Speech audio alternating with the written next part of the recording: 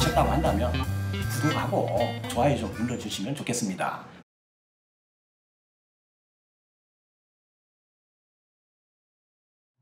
안녕하십니까. 오늘은 교통사고 사망, 운전자의 대처 방법이라는 제목을 가지고 설명을 좀 할까 하는데요. 이 내용은 민식이법에 대해서 우리 구독자분들과 그 시청자분들이 이 정도는 알아야 되는 것 같아서 오늘은 그런 주제를 좀 가지고 설명을 드릴까 합니다. 김 PD님도 이 이야기 들어보셨나요? 민식이법에 대해서. 네, 들어봤습니다. 예, 이거 좀 시끄럽습니다. 지금 상당히 찬반이 좀 나눠져 있는 그런 지금 상황인 것 같은데요. 어쨌든 결국 2019년도 12월 10일 날 국회를 통과해서 조금 있으면은 법이 시행이 되겠죠. 뭐 찬성하는 분도 있고요. 반대하는 분들도 좀 있는다 합니다. 아무튼 이 법은 조금 말이 좀 있는 것 같습니다. 그래서 우리 그 유국장 TV에서는 우리 영상을 시청하시는 분들하고 구독자분들에게도 어느 정도 이 사실을 알려드려서 이 법이 어떤 법이다, 또 어떻게 대처를 해야 되겠다, 이런 것들을 좀 정보를 드리려고 오늘 영상을 찍게 되었습니다. 네. 얼마 전에는 제가 윤창호법에 대해서 설명드린 적이 있어요. 김 PD님. 그때 영상이 23번 영상이죠. 네. 예, 기억하시죠? 네. 네. 그때 음주 운전으로 사망사고를 낸 경우에는 가중처벌된다는 그 윤창호법에 대해서 설명을 드렸고요. 그런데 윤창호법과는 조금은 다른 면이 있어서 좀 그걸 좀 비교하면서 설명을 드리려고 합니다. 윤창호법은요, 음주운전으로 사람이 사망을 했을 때, 가해자죠. 가해자가 음주운전을 한 겁니다. 가중처벌한다는 것이죠. 음주는 인위적으로 술을 먹고 운전하는 것이고요. 하면 안 되는 것이죠. 김 PD님. 네. 이게 바로 미필적 고의에 의한 살인의 의도가 있다고 보는 거예요. 그래서 가중처벌을 하는 것입니다. 이 가중처벌해도 큰 문제가 없어요. 왜 그러냐면 이 의도가 상당히 문제가 되는 것이거든요. 미필적 고의예요. 그래서 윤창호법은 큰 문제 없이 시행 지금 되고 있거든요. 그런데 이번에 민식이법은 내용이 조금 다른 것 같습니다. 자, 예를 들어서요. 스쿨존이죠. 어린이 보호구역이라고 노란색으로 표시된 거 있죠. 구역 안에서 규정속도가 이제 30km로 돼 있는데 이제 이걸 초과한다든가, 그 다음에 전방 주시 태만으로 사고가 나서 어린이가 사망에 이르게 되면 최대 무기징역에서 3년 이상의 징역으로 처벌을 한다는 그런 취지거든요. 그러면 이게 과연 운전을 하고 간 사람이 고의성이 있느냐, 이게 좀 문제가 되는 거죠. 자, 윤창호법은 술을 먹고 운전을 해서 사람이 사망에 이르렀기 때문에 그건 어디까지나 고의성이 있다고 보지만, 민식이법은 운전 과실에 의한 사고이기 때문에 고의성이 없는 과실사고라는 것이죠. 과실사고를 가지고 징역이라는 무거운 처벌을 내린다는 것에 대해서 관심이 지금 많은 겁니다. 논쟁이 일고 있는 거예요. 가중처벌에 대한 형평성에 문제가 있는 것일 것입니다. 유국장 TV에서는 민식이법에 대해서 이 법에 대한 평가를 하는 것은 다루지 않을 거고요. 우리는 평가하지 않겠습니다.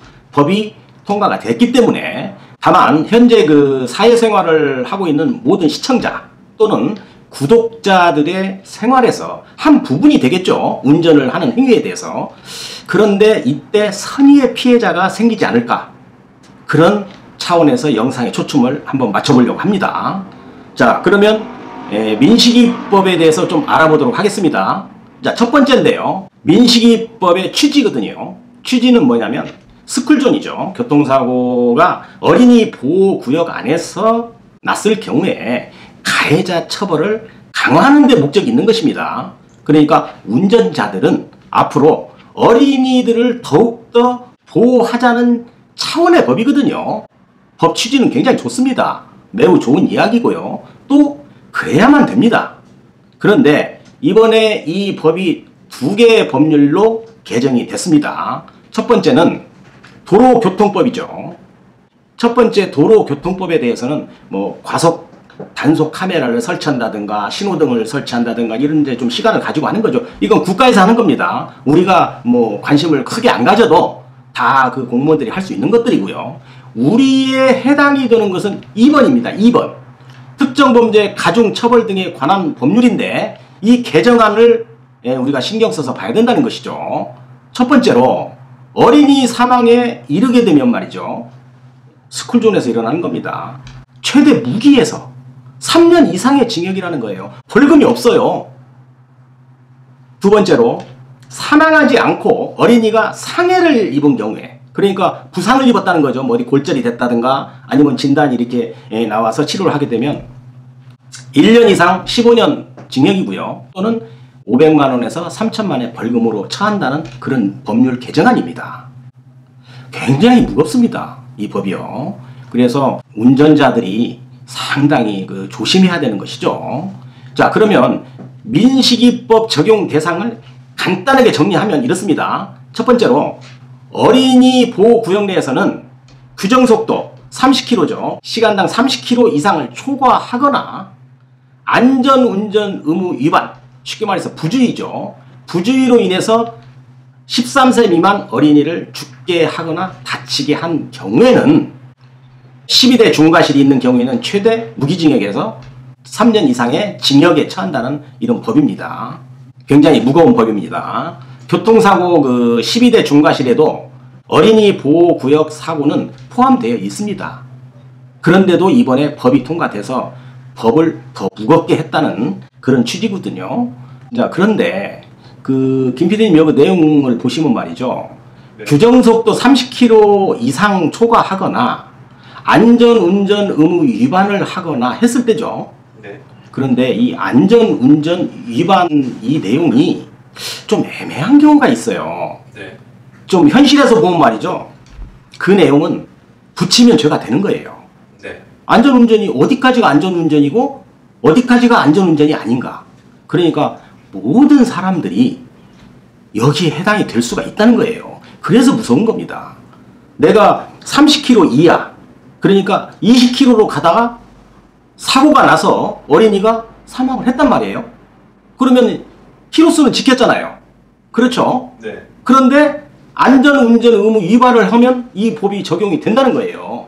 네. 그리고 안전운전 의무 위반은 좀 애매한 경우가 좀 있거든요. 예를 들어서 전방을 잘 주시하지 않는다든가 뭐 휴대폰을 좀 조작한다든가 휴대폰을 좀 보면서 운전한다든가 이거 좀 잘못된 거 맞죠?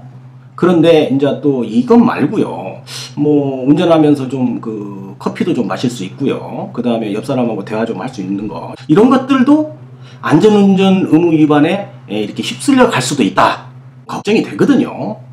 네. 현실적으로 운전하면서 이런 것들을 다 배제하고 운전하기는 좀 쉽지 않습니다. 그래서 억울한 사고가 있을 수도 있다는 것이죠. 100% 운전자의 과실이 과실이 100% 운전자한테 전혀 없다. 이런 경우를 제외하고는 운전자의 과실이 조금이라도 있다면 처벌을 받는다는 거예요. 이 법이요. 그렇기 때문에 무섭다는 겁니다. 네. 그 다음에 두 번째죠. 타이틀 두 번째인데 억울한 사고가 있을 수도 있다. 이렇게 제가 붙였거든요. 어린이 안전에 대해서는 진짜 조심해야 됩니다. 또 운전하는 사람들도 어린이를 보호해야 되고요. 그런데 어린이들은 특성상 판단이 좀 늦어요. 또 김 PD님도 아시겠지만은 위기관리 능력이 떨어지기 때문에 갑자기 자기 자신만의 행동을 하는 경우가 있거든요. 예로 들어서 이겁니다. 학교 앞에서 갑자기 뛰어가는 거예요. 건너편으로. 뭐 친구들 만나기도 하고 뭐 부모를 만나기도 하고 그냥 무단으로 뛰어갑니다. 애들은 뭐 생각을 깊이 안 해요. 그 다음에 친구들하고 장난을 하면서 갑니다. 학교에서 보면 굉장히 학교 등하교 시간에 보면 애들끼리 장난 많이 하거든요. 이때 장난할 때 변칙적인 행동을 하는 어린이들이 좀 있습니다. 이런 경우 또 주변을 살피지 않고 자기의 단순한 동작을 하기 때문에 이런 데 사고 나면 말이죠. 운전자가 아무리 조심을 해도 사고를 피해갈 수 없는 그런 억울한 경우가 있을 수가 있습니다. 그런데 이 법은 어쨌든 간에 스쿨존에서 어린이가 사망을 하게 되면 이게 징역형을 살 수도 있다는 그런 취지거든요. 그래서 아마도 억울한 그런 사람이 향후에 나올 수도 있을 것이다 라고 좀 예상을 해봅니다. 자, 그러면 어쩔 수 없이 이제 운전을 해야 하는 우리 시청자분이나 구독자분, 또 우리는 그러면 어떻게 대처를 해야 할까? 여기에 대해서 이제 의문점이 좀 남는데요. 세 번째 타이틀인데, 운전자들의 이제 대처법이라고 제가 제목을 달았는데요. 어차피 이제 법은 만들어졌습니다. 그 법 아래서 우리는 운전을 하고 살아야 되겠죠. 김 PD님도 운전 안 하고 못 살잖아요. 그죠? 예. 운전은 꼭 해야 됩니다. 자, 첫 번째로 제가 이제 보니까요. 만약에 이런 경우가 생겨서 실형을 받게 되면 진짜 공무원이나 그런 교사, 교직에 있는 분들, 군인, 이렇게 공적인 데에서 근무하시는 분들은 진짜 큰일 납니다. 또 사회 초년생들이 있죠. 공무원 시험 보는 분들, 이런 사람들은 이 법에 적용이 돼버리면요, 공무원 될 수가 없습니다. 그래서 진짜 조심해야 된다.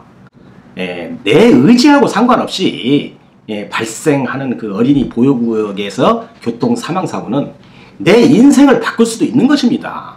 그래서 언제나 조심해야 된다는 취지로 말씀을 드리는 거고요. 그 다음에 어린이 보호구역 주변에 거주하는 사람들이 좀 힘들 겁니다.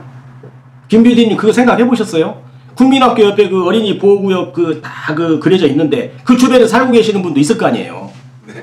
초등학교요? 네, 초등학교. 네. 그러면 그 도로를 어쨌든 운전해서 지나가야지 안 지나갈 수 없잖아요. 네, 맞습니다. 그러면 거기 운전 안 하려고 저기 떨어진 데다가 주차장을 만들어 놓고 차를 세워놓고 올 수는 없고, 또 운전을 하지 않고 살 수도 없고, 집을 팔고 이사 갈 수도 없고, 이런 어려운 점이 좀 있겠죠. 네. 좀 상당히 좀 힘드신 분들도 주변에 생길 겁니다. 그 다음에 학교 주변에 보면 말이죠. 어린이들이니까 엄마 아빠가 학교에 이렇게 태워주는 학생들 많이 있지요. 학교 앞에 가면 엄마 아빠가 이렇게 네. 등교 시간에 이렇게 좀 태워다 주고 또 태워 오고 좀 이러지 않습니까? 네.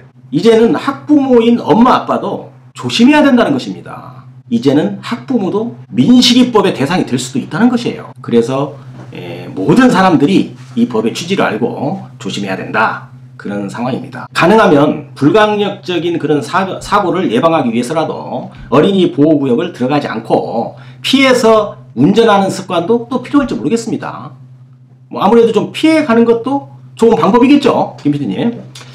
그 다음에 말이죠. 아마도 이것은 제 개인적인 생각인데 이 법이 정상적으로 시행하게 되면 몇 개월 걸립니다. 이제 이게 되면은 어린이 보호구역을 피해서 길을 안내하는 내비게이션이 나오지 말라는 법도 없지 않겠어요? 네. 이런 앱도 좀 생길 수 있을 것 같아요. 네. 이거 우리나라 사람들은 워낙 대처를 잘하기 때문에 아마도 어린이 보호구역을 피해서 가는 어떤 내비게이션이나 아니면 선택을 할 수 있는 이런 여건을 만들어주는 앱이나 이런 것들이 좀 나오지 않겠나 이런 생각도 좀 합니다. 제 개인적인 생각이에요. 네. 그러면 이제 최종적으로 결론적으로 좀 말씀을 드리겠습니다. 노란 표시되어 있는 스쿨존 아시죠? 가능하면 어린이 보호구역은 좀 피해서 운전을 해야 될 거예요. 초기에는 말이죠. 이게 법이 정착이 되기까지는 좀 그럴 필요가 있다고 봐요. 가야만 하는 길이라면 어쩔 수 없이 또 거기를 가야 되는 경우가 있겠죠.